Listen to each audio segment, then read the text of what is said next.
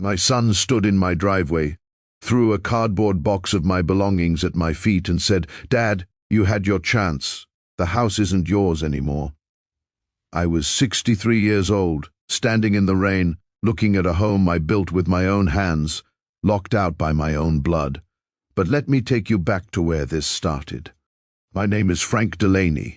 I'm 63, I drove a delivery truck for 31 years out of Columbus, Ohio, and I raised 2 kids mostly on my own, after my wife Carol passed when they were teenagers.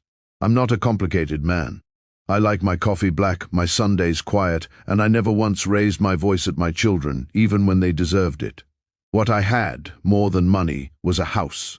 A small brick house on Maple Run Drive that Carol and I bought in 1989 with a loan I paid off 2 years early by working doubles. That house wasn't just walls, it was where my kids took their first steps, where Carol's roses still bloomed every June even after she was gone, where I planned to die in my own bed someday. My problem started small. It started with a piece of paper I never should have signed without reading twice. 2 years ago, my health started slipping. Bad knees, a heart scare that landed me in St. Vincent's for 4 days. My son Marcus, my oldest, sat by my bed and said the words that felt like love at the time. "Dad, let me help you manage things. You're not as sharp as you used to be." I trusted him. He was my boy. So when he brought over paperwork to simplify the house deed for tax purposes, I signed it without my reading glasses, without a lawyer, without even finishing my coffee. 6 months later, Marcus moved his girlfriend Tara into my house. Not asked, moved in. I told myself it was fine, family helps family. But the small things started. My recliner got pushed to the garage, my tools disappeared from the shed. One night I came home from my doctor's appointment and the locks were changed for security.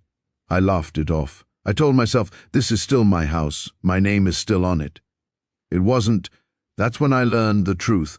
The paperwork I signed in the hospital wasn't a tax form. It was a quitclaim deed. I had signed my home over to my son for $1. Legally, cleanly, completely. Marcus owned my house. And 3 weeks ago, he told me to leave. Here's what nobody tells you about trust between a father and his child. Trust is like the foundation under a house. You never check it, never think about it, never even see it, until the day the floor cracks beneath you and you realize the whole thing was standing on something you stopped inspecting years ago. I moved into my truck for 9 days, a 63-year-old man sleeping in a Ford F-150 in the parking lot of a Meijer grocery store, washing up in gas station bathrooms, telling myself I raised that boy better than this. I didn't cry in front of anyone. I cried in that truck at 2 a.m. with the engine running for heat, wondering where I went wrong. My daughter Beth, who I hadn't spoken to in 3 years over a stupid argument about Thanksgiving, found out from a neighbor. She drove 4 hours from Pittsburgh, knocked on my truck window and said, "Dad, get in my car, now." I didn't have the strength to be proud anymore. I got in. Beth let me stay in her guest room, and after 2 weeks of silence, she finally asked the question I'd been avoiding. "Dad, did you ever update your will after Mom died?" I had. In 2015, after Carol passed, I sat down with a lawyer named Harold Pruitt and wrote a real will. Not the quitclaim deed Marcus tricked me into, but a separate legal document stating that the house, should anything happen to me, would split evenly between Marcus and Beth, with one condition: if either child ever forced me out of my own home while I was alive, that child would forfeit their inheritance entirely. Harold had insisted on that clause. "Frank," he told me back then, "some men need protection from their own children's good intentions." I thought he was being paranoid. He wasn't. That will was never revoked.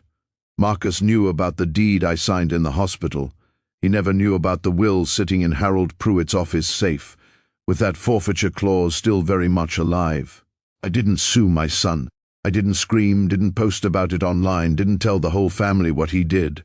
Harold simply sent Marcus a letter explaining that the original will's forfeiture clause had been triggered the day he changed the locks on his own father.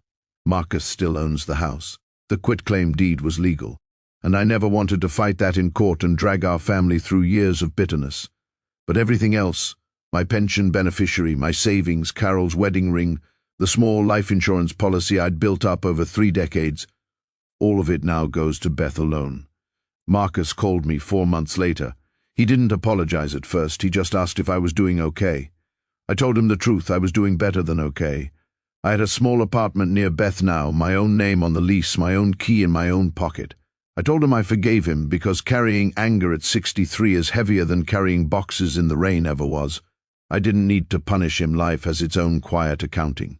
I lost a house, but I finally understand who was always going to be home for me. If your own child changed the locks on you tomorrow, would you still call them family? Tell me in comments.